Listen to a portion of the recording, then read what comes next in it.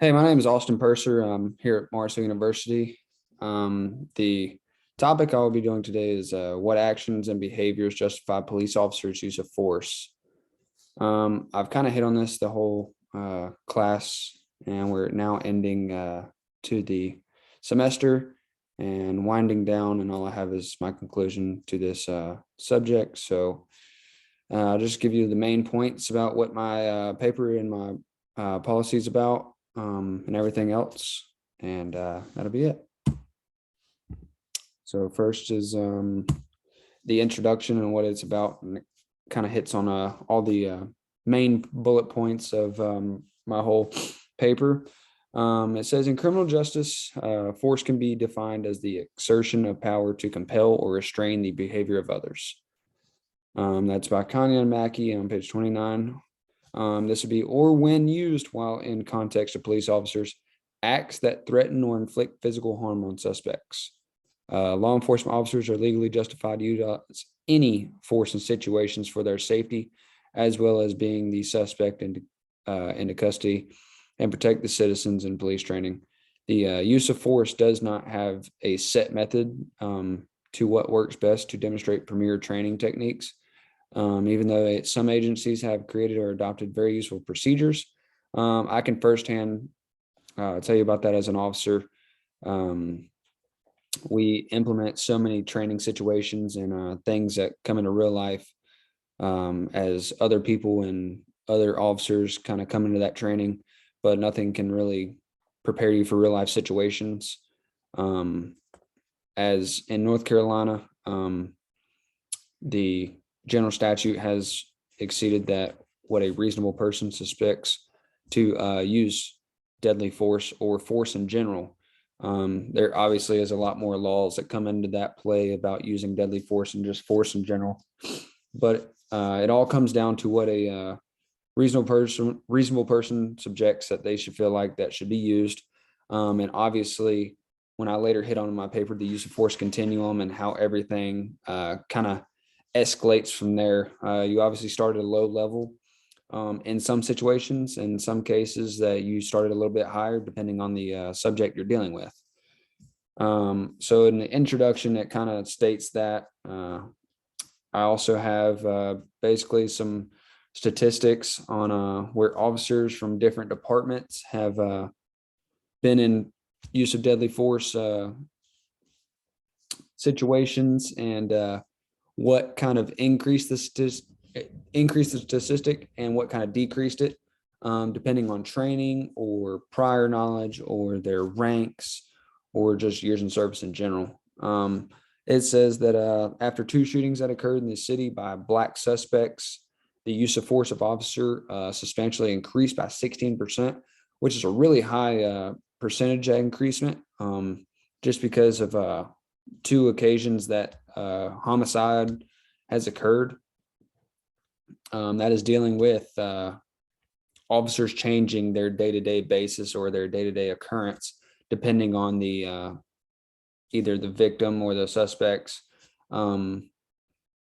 basically their liberties and everything else that has occurred in prior instances.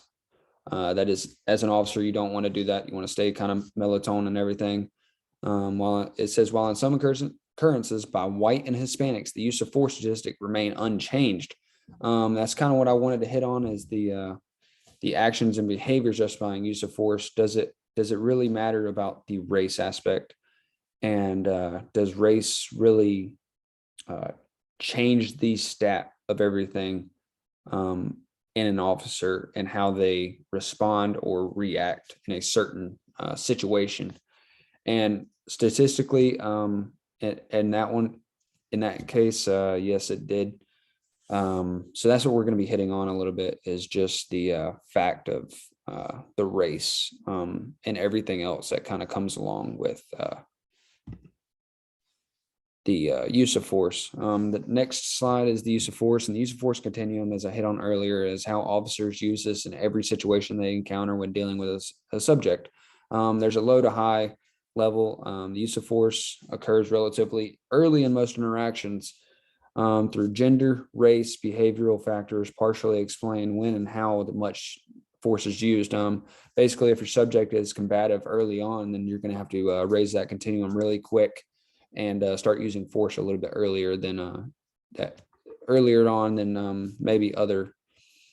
So it says regression results indicate that force is used more quickly against Black suspects and males. Suspects resistance predicts both time to force and the duration of force applied. Finally, police are more likely to use greater levels of force and longer, more drawn out interactions. And that is a valid statement. I personally believe that the more time you spend on that traffic stop or any other stop, the more down south things get.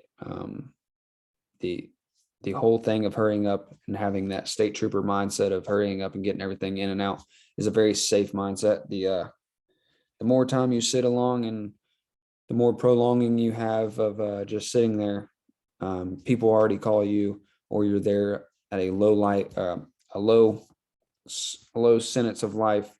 They're calling you as a last resort. In some instances, they already don't want you there. Most people don't like the presence of officers, and so things get out of hand really quickly. But it definitely doesn't help you being there longer. What it means by this is that in the Black male, we already read the statistic that 16% increase in the use of force in Black males is obviously a higher standard, as they're trying to change that over the years. It's still occurring and it's still present. So we need to kind of change that output. So that's what kind of the research is behind right here is the research study done by James, focused on the training features and introducing things such as simulators on focus points when officers use the use of force and when they're using them, the timing and how long it takes for them. There's different levels of everything, the officer training level as well. But in conclusion, the officer's level of training and the decision of the use of force is whether to not use of lethal or non-lethal use of force. That's always the end goal. The difference between lethal and non-lethal, they give you a lot of non-lethal objects, and they only give you one lethal object, and there's a reason for that. The goal is, as an officer, to use as many non-lethal weapons as you can before having to give out that very last resort, and that'll be the lethal. Every police officer must decide whether to use force lethally or non-lethally, depending on the severity of the situation. Obviously, if you come to a call or something like that, and in general statute, North Carolina, if you're defending yourself for a third person, you are allowed to use deadly force in an instance. Very quickly, obviously, you would come out of your vehicle or come to the call really quick, and you're going to change that use of force continuum to lethal force right away. Obviously, on a traffic stop, your level is low, just for a regular traffic stop, and then you have to gain up from there. So that is an obvious change in your continuum. The observational studies of police work officers are discretionary. Obviously, it's always under the officer's discretion of when to use lethal force, and a reasonable person as well. But obviously, every person has a different use of force. Somebody that is a female that is 5 foot, 100 pounds, they might have a little bit more use of force and can use it very quickly, as somewhat versus somebody else that is 6'4", 285 pounds. They don't have to use force as quickly sometimes because of the body presence. That plays a big factor in everything in the court decisions that I read about, and that is one of the big factor in when a reasonable person can use deadly force versus somebody not using deadly force. So here we hit on in the method analysis. This is kind of a bullet point from what I hit at. Oops, sorry. This is basically the 3 interviews I'll do in this section will rank from high ranking officers young officers and citizens inside of a law or court occupation. Starting with the high-ranking officers, I want to hit on those being supervisors or anything like that. They kind of have the superficial viewpoint on everything. So their viewpoint is not always what a young officer or a regular officer would have. They're always most times by the book. They've been around the block a little bit, I guess you'd say. Most time they've had some years of experience, so they can give you the best answer. And they're going to do it while giving a very educated answer from most of the time the laws or something like that, because they're trying to cover their agency and also the laws as well.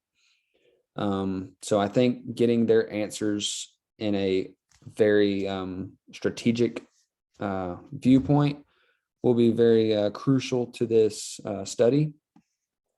Next, we have young officers less than 5 years. I kind of went to 5 years because they really haven't created a viewpoint of the occupation yet. They haven't really got into the job fully. That's where most officers in today's world are coming from, is they're very young. Your high-ranking officers have been there 10 plus years, and your low-ranking officers have been there less than 5. The age range for less than 5 years has usually been about 22 to 23 years old to 26, 27 age range. So those officers are very young, and they really haven't gained enough knowledge or a full opinion on things that are occurring yet. So the young officers are more likely to give different answers due to their simple mindedness, and they still have the tunnel vision of everything. That is a big thing in being a police officer, is the tunnel vision and not really seeing everything out of the scope of everything. And that's the difference of your high-ranking officers. Most times they don't have that tunnel vision anymore because they've been there, done that kind of ordeal. So they can tell you outside the box and think outside the box versus a young officer cannot. Lastly, I want to hit on the public occupation, which would be a law or courthouse occupational.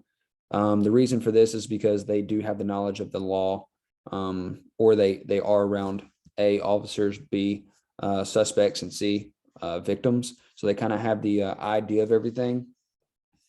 But for the reason of, they've most times 98% have never been in an officer's shoe.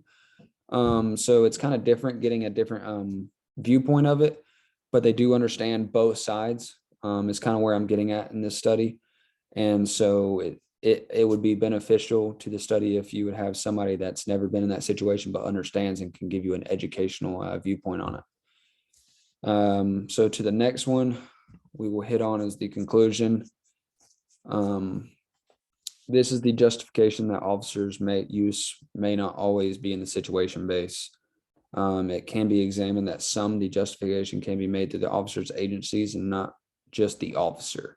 What I mean by this is the agency might have a policy that might completely close or shut down the officer's thought process, and they cannot do something that a policy states. And so that would equal termination if they did, most times. So your agency policy kind of trumps your opinion or anything like that. You cannot just go out and do whatever if your policy states that you cannot. The agency sometimes can persuade or influence the actions that the officer takes depending on the policies or training. By meaning this is what I was stating earlier, is the training that officers get are all different. Not one agency is the same as the other. So one agency might train one way and another agency might train another way. And that all depends on how the respondent officer will react to a certain situation or call. So somebody might be able to use, or not be able to, an officer might view a use of force differently than another officer from a different agency, depending on how they've been trained and the mindset that's kind of been pushed upon them. So it says another direction of perception can be dependent on public perceptions. The justification can be made in court, obviously, but does the public see the same thing that you do, basically? most times the body cam footage that is being released is always depicted by the public. Um, then you get into court, and it obviously most times sways the opposite of what the public views. So all the deadly force body camera footage that has been released in upcoming events lately has been either persuaded one way or the other, and the public eye is kind of been the opposite way. And why is this? Is because the court has laws behind everything, and they subject a reasonable person, but the public is only seeing, say, a script of that video, or not the full video, and that is what the public is only seeing, and not the court. The court is seeing the full, maybe an hour, hour and a half video, and condensing it down to a Facebook or a TikTok or something like that video that you're only seeing a couple minutes of. It really matters. Everything matters, just from the dispatch call to the end of the call and in between. That all matters in your perception as an officer. And the use of force can be continued on to the deadly force or something like that, depending on the vision of the officer, not the public. But obviously we do care about the public's vision. And I hit on it in my paper a little bit about the basically stating that I think it was right here, a cinematic approach through the public opinion on how police officers' use of force perceptions are portrayed. The study showed that TV shows, films have basically placed a racial divide between the white police officers and black suspects. And it says in 112 films, it was systematically identified through 468 police use of force scenes contained within the genre served as a unit analysis. Each scene was examined to determine depiction patterns and messages conveyed on the race of an officer.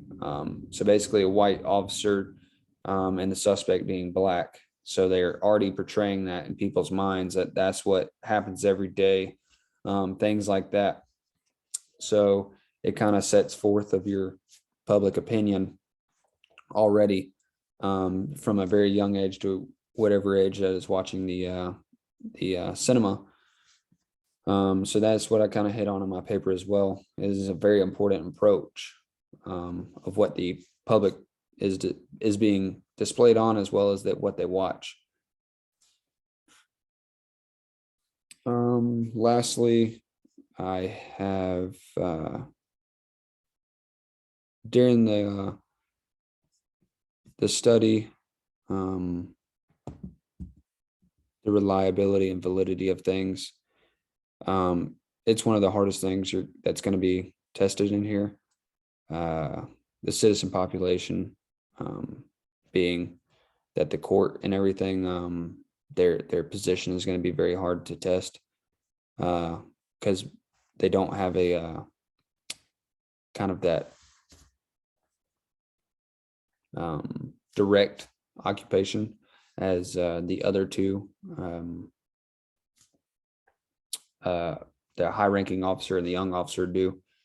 So that will be tested in there as well. But during the study, it will all be tested, and having two different officer opinions is very important, I feel as. So here's the last thing, and it is my works cited, and that is it. I appreciate it. I don't want to do this.